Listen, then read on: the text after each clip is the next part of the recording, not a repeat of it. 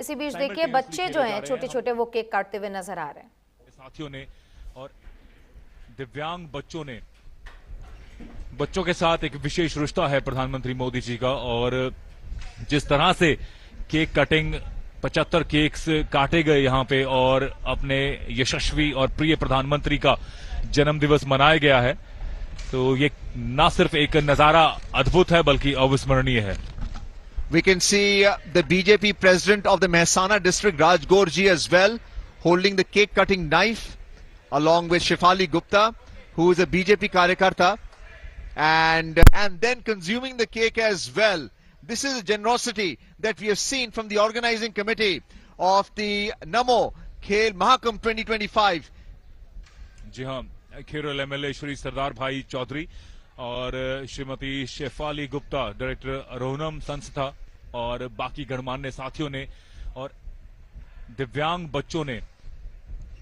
बच्चों के साथ एक विशेष रिश्ता है प्रधानमंत्री मोदी जी का। और जिस तरह से केक कटिंग 75 केक्स काटे गए यहां पे और अपने यशस्वी और प्रिय प्रधानमंत्री का जन्मदिवस मनाया गया है, तो ये ना सिर्फ एक नजारा अद्भुत है बल्कि अविस्मरणीय है।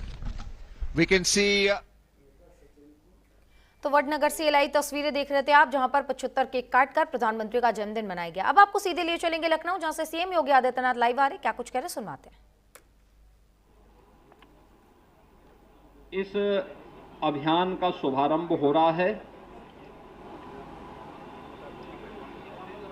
प्रधानमंत्री मोदी जी भारत के यशस्वी प्रधानमंत्री हैं ही, दुनिया के सबसे दूरदर्शी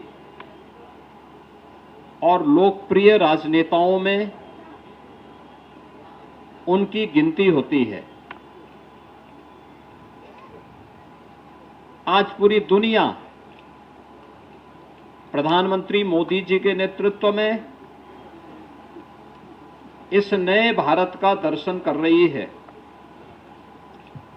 जो भारत अब दुनिया का पिछलग्गू नहीं बल्कि पूरी दुनिया को अपना अनुसरण करने के लिए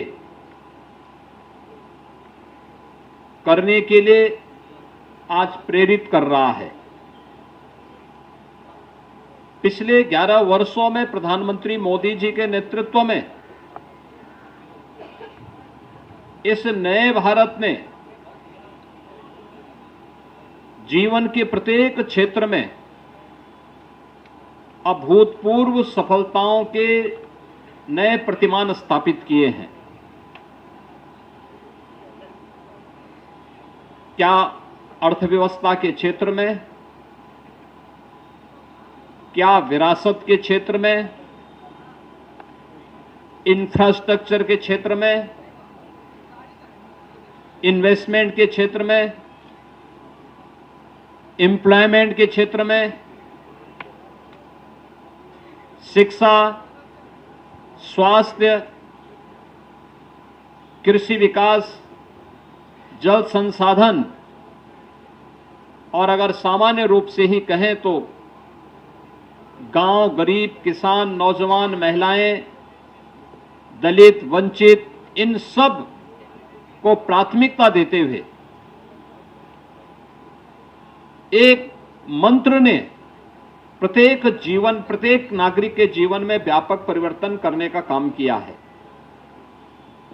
हर भारतवासी आज अगर वह राजनीति से प्रेरित नहीं तो प्रधानमंत्री मोदी जी के इस यशस्वी नेतृत्व और मार्गदर्शन में गौरव की अनुभूति करता है। भारतवासी तो उनका यशस्वी मार्गदर्शन प्राप्त कर ही रहे हैं। भारत के बाहर रहने वाले भारतवंशी परिवार भी बड़े गौरव के साथ इस नए बदलते हुए भारत का दर्शन करके आह्लादित होते हैं, प्रसन्नता की अनुभूति करते हैं, भारत की इस विकास की यात्रा में सहभागी बनने का काम करते हैं। ये पहली बार हुआ है कि वंचित को वरीयता इस एक वाक्य ने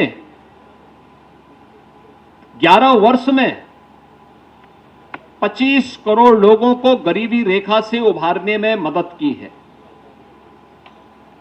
विरासत का सम्मान हो, ये केवल एक घोषणा नहीं, एक हकीकत है। अयोध्या में 500 वर्षों के बाद रामलला का विराजमान होना, काशी विश्वनाथ मंदिर का काशी विश्वनाथ धाम के रूप में वैश्विक जगत को अपनी ओर आकर्षित करना, केदारनाथ धाम हो या बद्रीनाथ धाम, महाकाल का महालोक हो या फिर देश के अंदर विरासत से जुड़े हुए उन सभी स्थलों के पुनरुद्धार के और सुंदरीकरण के अभियान, बाबा साहब भीमराव अंबेडकर, संत रविदास जी, महर्षि वाल्मीकि और भारत की परंपरा में सामाजिक उद्धार के लिए, सामाजिक न्याय के लिए अपना पूरा जीवन समर्पित करने वाले उन महापुरुषों के बारे में भी जो विभिन्न प्रकार के रचनात्मक कार्यक्रम हुए हैं या अभूतपूर्व रहे हैं, अभिनंदनीय रहे हैं। विपरीत परिस्थितियों में कैसे कार्य किया जाना चाहिए, यह हम लोगों ने कोविड कालखंड के अंदर भी महसूस किया, जब वैश्विक महामारी के सामने पूरी दुनिया पस्त थी। तब भारत प्रधानमंत्री मोदी जी के नेतृत्व में कोविड प्रबंधन का बेहतरीन उदाहरण प्रस्तुत करते हुए दुनिया के लिए एक मॉडल बना हुआ था। हमें याद है कि इंसेफ्लाइटिस की बीमारी से इस उत्तर प्रदेश में